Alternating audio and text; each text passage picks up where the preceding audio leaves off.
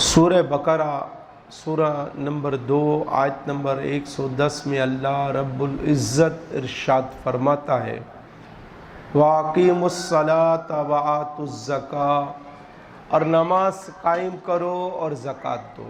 نماز قائم کرنی ہے، یعنی عام طور پہ ہم سمجھانے کے لیے، کہنے کے لیے یا ترجمے کے طور پر نماز پڑھو یہ کہتے ہیں، مگر نماز قائم کر کے پڑھنی ہے اور زکوٰۃ دینی ہے۔ دینی ہے کا مطلب یہ کہ جس کو دیں اس کو مالک بنا دیں، اس پر پابندیاں نہیں لگا سکتے۔ کس کو دینی ہے؟ جو مستحق ہو اس کو دینی ہے، اور نماز قائم کر کے پڑھنی ہے۔ تو جب نماز قائم کر کے پڑھنی ہے تو کیسے پڑھی جائے گی؟ خشوع و خضوع و خوف خدا ہو، میں اپنے رب کی عبادت کر رہا ہوں، میں اپنے رب کے حضور حاضر ہوں، میرا مولا میرا پروردگار مجھے دیکھ رہا ہے، وہ دلوں کے حال بھی جانتا ہے، میرے خیالات، وہم اور گمان سب کو وہ جانتا ہے۔ اب اس کے سامنے میں موجود ہوں، اس کی عبادت کا وقت ہے، اس کی عبادت کر رہا ہوں۔ وہ بے مثل بے مثال ہے، وہ کسی کا محتاج نہیں ہے اور میں اس کا محتاج ہوں۔ یہ نماز قائم کرنا ہوا۔ جب نماز قائم کریں گے تو پھر گناہ نہیں کریں گے۔ جیسے بابانگ دہل کہ علل اعلان ہم گناہ کرتے پھرتے ہیں اور اس پر کہکے بھی لگاتے ہیں اور بتاتے بھی پھرتے ہیں، یہ حال نہیں ہوگا۔ پھر گناہ کے قریب جائیں گے تو دل کانپے گا، پھر بدن لرزے گا، پھر دماغ کہے گا مت جاؤ، تمہارا رب تمہیں دیکھ رہا ہے۔ تو یہ نماز قائم کرنا ہوا، اور کم و بیش قرآن مجید فرقان حمید میں 700 بار اس کا ذکر آیا نماز کا۔ نماز واحد عبادت ہے جو اللہ رب العزت نے لا مقام میں اپنے محبوب کریم علیہ السلام کو تحفتاً عطا فرمائی، تحفے کے طور پر عطا فرمائی۔ باقی تمام عبادات زمین پر جو ہے وہ لاگو کی گئی، زمین پر اتاری گئی، زمین پر بیان کی گئی، زمین پر دی گئی۔ یہ واحد نماز ہے، اور اسی لیے کہتے ہیں نا کہ مومن کی معراج نماز ہے۔ معراج کیا ہے؟ اپنے رب کا دیکھنا، یار سے ملاقات، یار سے بات، معراج ہی ہے۔ تو مومن کی معراج، ایمان والے کی معراج، مسلمان کی معراج کیا ہے؟ نماز ہے، کہ یہ نماز کے اندر اپنے رب کے قریب تر ہو جاتا ہے، اور نماز میں یہ اپنے رب سے کلام کرتا ہے، نماز میں یہ اپنے رب سے ملتا ہے۔ آپ نے دیکھا ہوگا کہ ہم نماز میں آخر میں جو ہے خروج بے سنعی ہی ادا کرتے ہیں، یعنی دائیں طرف کو سلام پھیرتے ہیں، پھر بائیں طرف کو ہم سلام پھیرتے ہیں۔ سلام پھیرنے کا مقصد کیا ہے؟ کہ ہم اب سے پہلے جب اللہ اکبر کہہ کے تکبیرت تحریمہ کہہ کر ہاتھ باندھے تھے، ہم کسی اور کے حضور چلے گئے تھے، ہم کسی اور کے حضور حاضر ہو گئے تھے، ہم دنیا میں نہیں تھے۔ دنیا وما فیہا سے ہمارا تعلق نہیں تھا، ہمارا تعلق بس ایک سے تھا۔ جب وہ ملاقات پوری ہو جاتی ہے تو ہم سلام دائیں کو بائیں کو پھیرتے ہیں، یہ خبر ہوتی ہے کہ دنیا والوں اب ہم بھی دنیا میں آ گئے ہیں، لیکن اتنا کون جانے۔ بس نماز فرض ہے اور دین کا ستون ہے۔ جس نے اس کو ڈھا دیا، گرا دیا، اس نے دین کو گرا دیا۔ پھر سورہ بقرہ سورہ نمبر 2 آیت نمبر 238 میں ارشاد ہوا حافظوا علی الصلوات، سب نمازوں کی حفاظت کرو۔ 5 نمازیں ہر عاقل بالغ مرد اور عورت پر 5 وقت کی نماز فرض ہے۔ ہر عاقل بالغ مرد اور عورت پر 5 جو ہے وقت کی نماز فرض ہے، اور عاقل جو عقل رکھتا ہو، اچھا برا تمیز کرتا ہو، سمجھ رکھتا ہو، یہ وہ نہیں ہے جس کو ہم بولتے ہیں کہ پاگل ہے، وہ عاقل نہیں ہے، پاگل عاقل نہیں ہے، تو جو عقل رکھتا ہو، جس کی عقل قائم ہو، بالغ ہو، اور ایک لڑکا 12 سال کی ایج اس میں بالغ ہو جاتا ہے، 12 نہیں 12 سے 15 کے درمیان کسی ٹائم بھی بالغ ہو جاتا ہے، بعض اوقات اس کی نشانیاں ظاہر ہوتی ہیں، نہیں ہوں گی تو 15 سال کی جیسے اس کی ایج ہوگی حکم لگ جائے گا یہ بالغ ہو گیا ہے۔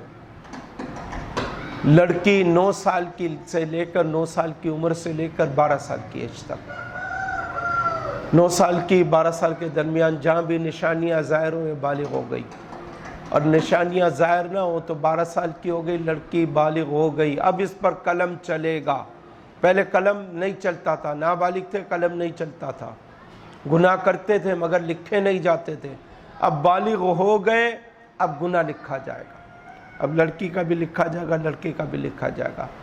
لڑکی 9 سے 12 سال کی ایج کے درمیان جب بالغ ہو جائے تو، ورنہ نہ ہو نشانیاں تو 12 سال جیسے ہی عمر ہوگی اس کی، اور وہ بھی چاند کے حساب سے، اسلامی ایئرز کے حساب سے، چاند کے حساب سے، تو 12 سال کی ہوگی اس پر حکم لگ جائے گا۔ اور لڑکا جو ہے 12 سے 15 سال کے درمیان نشانیاں ظاہر ہو تو، ورنہ 15 سال کا ہوگا حکم لگ جائے گا، اب نشانیاں ظاہر ہوں یا نہ ہوں۔ ہر عاقل بالغ مرد اور عورت پر نماز فرض ہے، بلا عذر شرعی، نماز نہیں چھوڑی جا سکتی، یعنی شریعت کا کوئی عذر ہو، مثلا بیمار ہے، بہت سخت بیمار ہے، اب نماز نہیں ادا کر سکتا، اب شریعت اس کو جو ہے وہ چھوٹ دیتی ہے، تو پھر وہ نماز چھوڑ سکتا ہے۔ پھر اگر وہ عذر دور ہو گیا، یعنی کہ کوئی یہ بھی نہ سمجھے کہ وہ زمانہ پورا چلا گیا تو اب چلو نمازیں گئیں، اب وہ عذر دور ہو گیا، مثلا وہ بیماری ختم ہو گئی، اب جتنا زمانہ اس نے نماز چھوڑی وہ تمام قضا کرے گا، وہ تمام نماز قضا کرے گا۔ تو نماز مت چھوڑیے، نماز پڑھیے، نماز دین کا ستون ہے، نماز ہمیں رب سے ملاتی ہے، نماز ہمارے من کے اندھیروں کو دور کرتی ہے، نماز ایسی چیز ہے۔ پھر ارشاد ہوا حافظوا علی الصلوات، سب نمازوں کی محافظت کرو، والصلاۃ الوسطیٰ، اور بالخصوص درمیانی نماز کی۔ درمیانی نماز کون سی ہے؟ عصر کی نماز، یعنی فجر ظہر ایک طرف 2 نمازیں ہو گئیں، مغرب اور عشاء 2 نمازیں ایک طرف ہو گئی، ان دونوں کے اس در سے 2 ادھر سے 2، ان دونوں کے درمیان کون سی ہے؟ عصر کی نماز۔ اس کی خاص محافظت کرو، حفاظت کرو، کیوں؟ اس میں فرشتوں کی ڈیوٹیوں کی تبدیلی ہوتی ہے، اور رب کے حضور جاتے ہیں اور وہاں پیغام سناتے ہیں، تو ہمیں اس حال میں دیکھیں کہ ہم نماز پڑھ لیتے، ہم نے نماز پڑھی، ہم نے نماز قائم کی۔ وَقُومُوا لِلَّهِ قَانِتِينَ، اور رب کے حضور سراپا ادب و نیاز بن کر قیام کرو، لفنگے بن کر مت کھڑے ہو، بے ادب بن کر آ کر کھڑے نہیں ہو جاؤ، دنیاوی جیسے معاملات میں تم کرتے ہو، جو ہے چلے گا یا چلے گا والی بات نہیں چلے گی، یا تو رب ہے اور تم بندے ہو، وہ مالک ہے اور تم اس کے غلام ہو، وہ آقا ہے اور تم اس کے سامنے عاجز ہو۔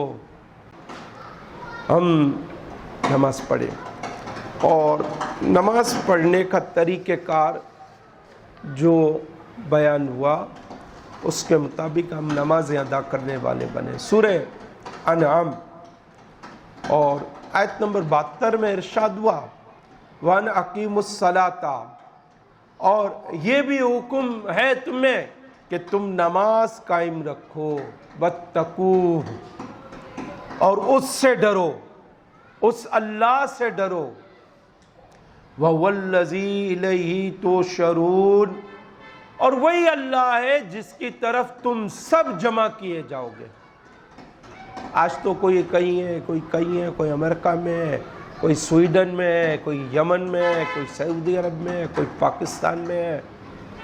اینڈ کیا ہے؟ تمام مخلوق ایک رب کے حضور جمع کی جائے گی۔ اور کیوں جمع کی جائے گی؟ محاسبہ، حساب کتاب۔